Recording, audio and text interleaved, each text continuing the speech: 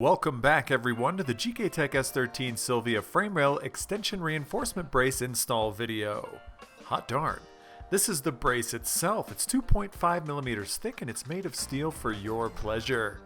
It also comes with the accessories needed to install it as shown here.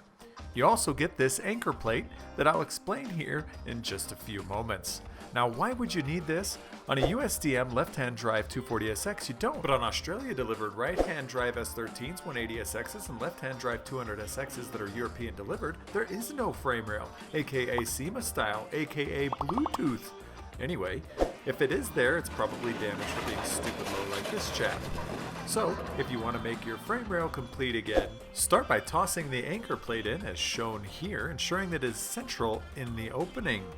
Now, slip the chassis rail in oh so gently until the holes are aligned. Now install the bolts and washers to both the bottom and the side holes as shown here. Then push the rear section of the rail up and install the hardware to the now anchored hole. Then bust out the old torque wrench and torque all three bolts to 86 Newton meters or 64 foot-pounds. The bolt-on bit will provide more strength than not having it at all, but if you were to say, do something stupid and build a race car, you can weld it on as well, providing additional god-tier strength.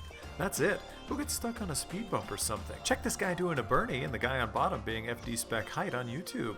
If you can't install this, have a pro do it or reach out with any questions. This has been Officer Dan, Johnny Caps, and Zach the Snack signing off until next time. Peace.